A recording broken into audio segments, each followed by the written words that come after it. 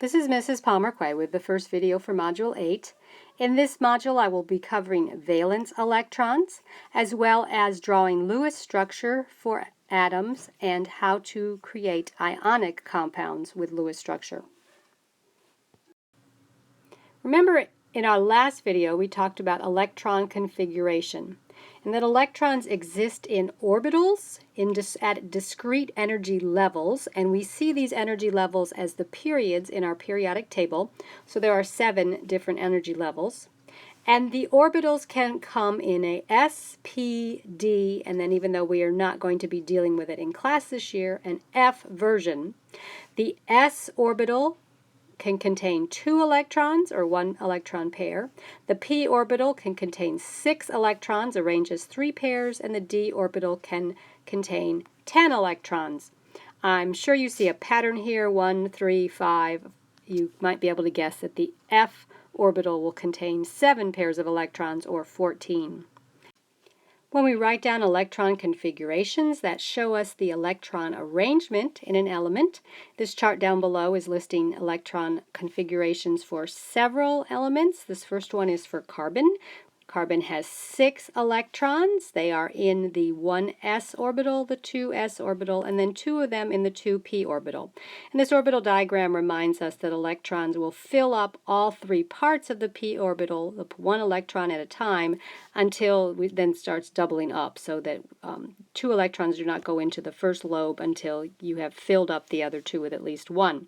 But anyway, the electron configuration for carbon would then be 1s2, 2s2, 2p2, a total of 6 electrons. We want to focus now on the valence electrons. The noble gas shortcut for electron configuration highlights the valence electrons because the valence electrons are found in the highest energy level. And that's what is showing for the most part when you put electron configuration in the noble gas shortcut. So we've got some examples over here from group 2A and 3A, and you can see that once you put everything in the noble gas shortcut shown by the brackets here, these electrons that are listed in red all look very similar. 2s2 in beryllium, 3s2 in magnesium, 4s2 in calcium, 5s2 in strontium, and so forth. Same thing applies to group 3A.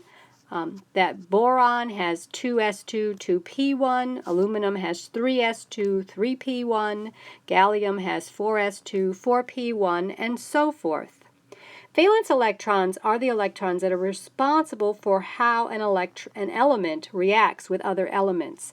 It's the valence electron that determines chemical bonds, and the periodic table, those columns, are arranged by valence electrons, as you can see very clearly looking at these 2 groups illustrated over here, that the valence electrons have the same pattern in the group.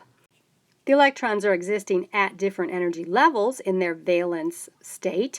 Beryllium is in the 2nd energy level, magnesium is the 3rd, calcium is the 4th. I mean, we can tell that by the electron configuration. But there are 2 electrons in an s orbital in all of our group 2A elements.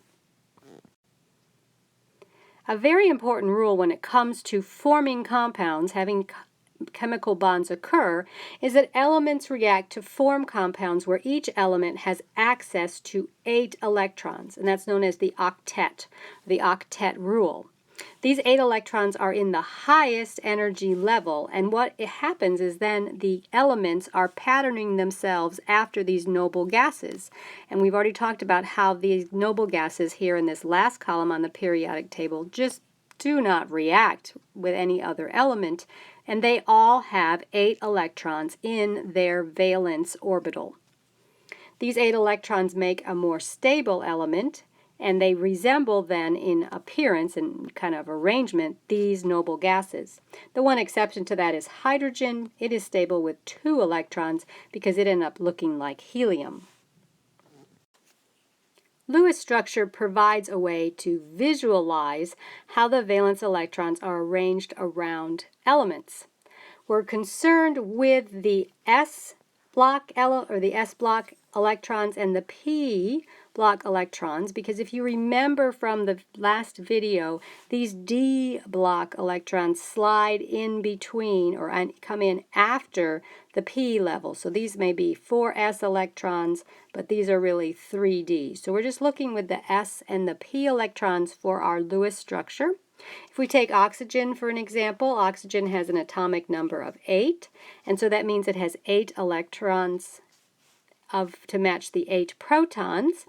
That puts us in this row here, where in our valence electrons we have 2 electrons. If we were to write out the electron configuration, oxygen would have 1s2, 2s2, 2p4. So that's the electron configuration. It could also be written as helium, and then 2s2, 2p4. Either way, we see in our highest energy level we have 6 electrons.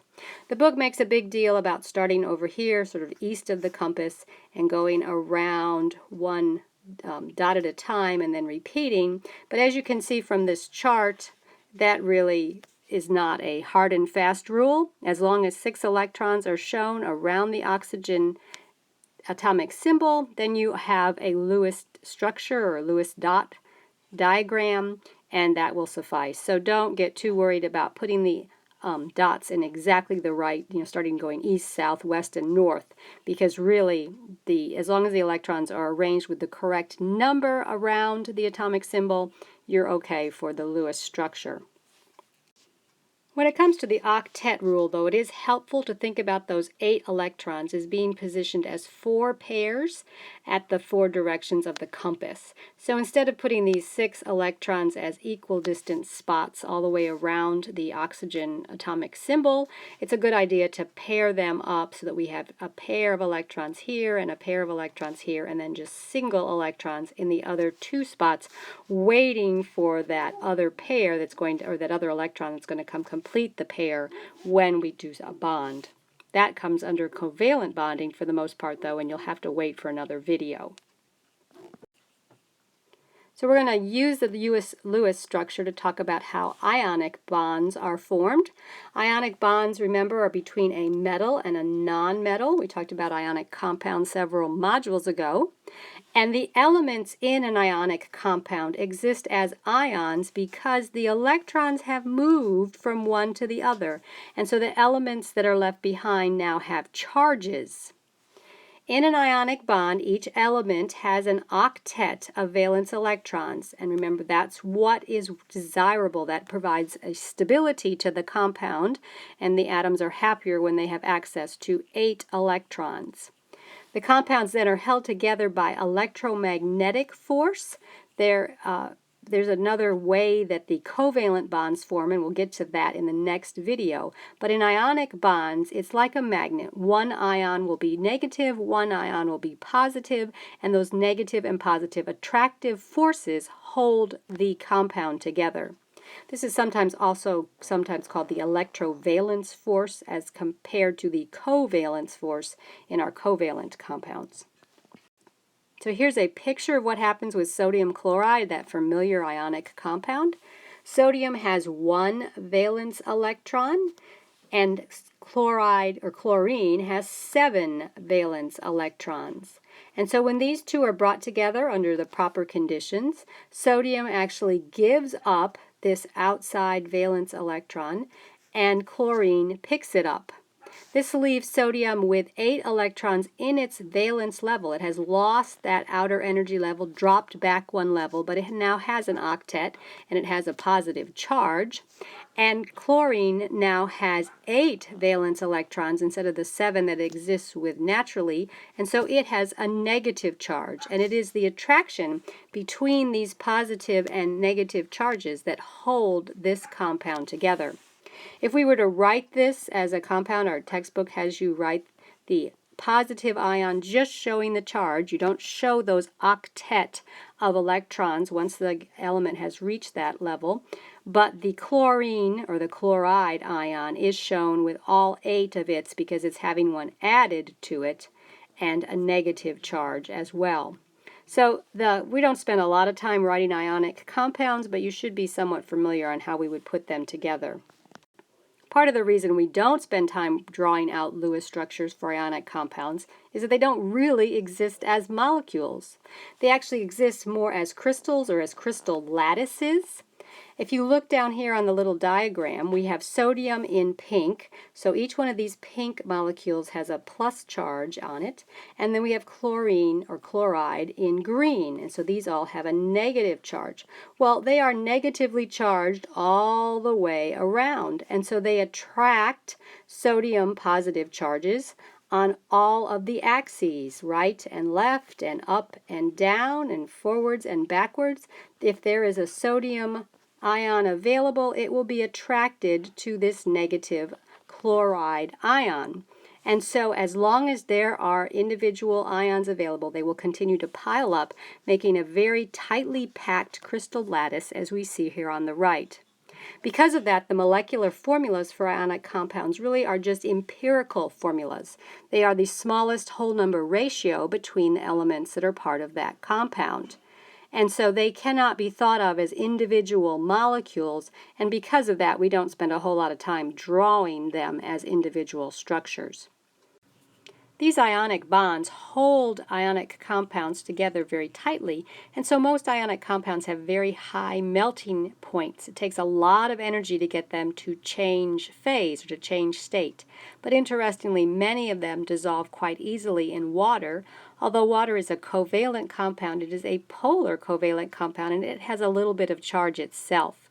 And so when we talk about polar covalent compounds, you'll see how these ionic compounds will fall apart in the presence of water, even though when they are together by themselves in a crystal lattice, they're very hard to break apart.